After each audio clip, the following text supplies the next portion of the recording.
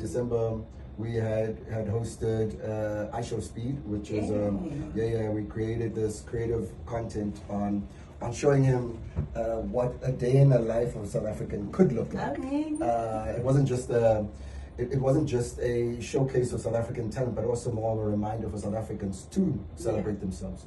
So if you watch the stream, you would understand that from a creative point of view. You know, we took him to certain places, like DJ Spoo, who brought Nota and made it a whole thing. You know, we contacted guys like Paul to assist us with the creative, who did the spinning. So we started off the year with a big bang. Right. But Brand SA was truly an incredible partner with us, as well as my clients, or the people that brought the opportunity to us, which is Route 54, which is a company. Our guest is in studio. We would like him to introduce himself to you guys. Good morning. Good morning and a happy new year. I think you keep saying that until March, right? No, never until the 31st of January. So that is and then we're done. Yeah, no, it has to be done by the 31st. The 31st, you say? Well, I mean, look, I think now that we're starting our year off with such a great start, I think meeting you guys for the first time is also a great way to start my year. We are honored to have you here this morning. I think I'm more honored for this invite. I think I'm so glad that you guys are still doing what you're doing for the community, and I'm speaking for the unspoken. You know, just obviously to introduce myself, my name is Leroy. I'm a photographer, content creator, co-owner of an LRJ production studios. We've got an incredible team that we run at the 28 Harley Street and Media City, which is the cornerstone of podcasts. We do shows. We do a lot of family portraits because that's what I'm really about. It's more about the human connection. That's kind of the work that I do. I'm a photographer, like I said. I mean, some of it is like, I was finished last year, a body of work on South African diabetes. Diabetes, I say, people that have lost their limbs. It was also just a reminder to me about how health and wellness is such a huge, important part.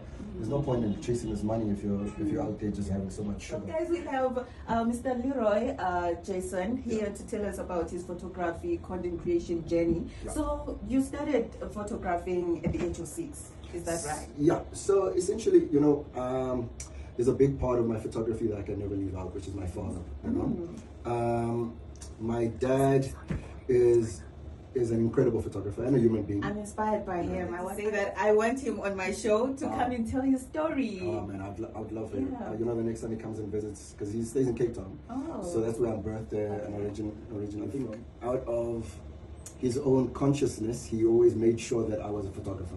So at the age of 2, 3, when I start speaking and then people ask me what I wanted to do, and I remember saying to my dad once, I think I want to be a cop so much is because cops used to come and visit us all the time.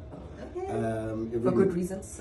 So because my father was an Apartheid photographer, for the next 100 years, people, you know, when people say 100 BC, 27 BC, now it's, it used to be before, now it's before COVID. After this, if you're not photographing right now and of your environment, your space, if you notice, if you use AI and you ask AI, please can you give me a South African setting, it'll always make Africa look like this Black Pantherish, neon lighty sort of look and feel, because it's lack of information. It doesn't have current content for it to be generating current local content pieces.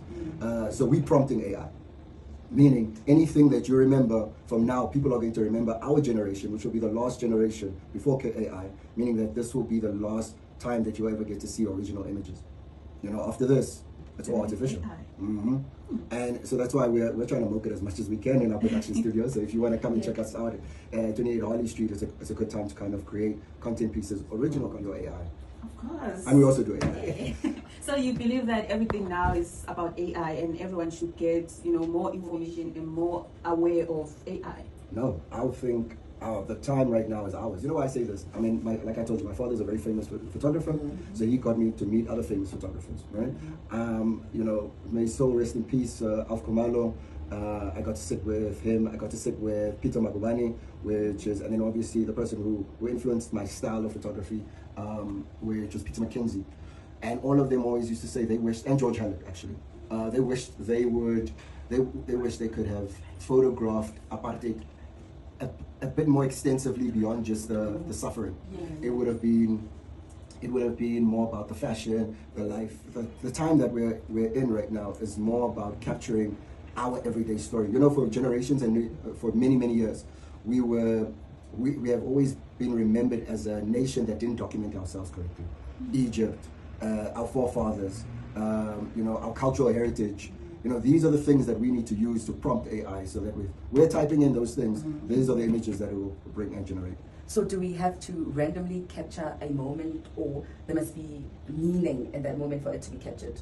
Yeah. I think I don't know if you watch the Ishowspeed creative.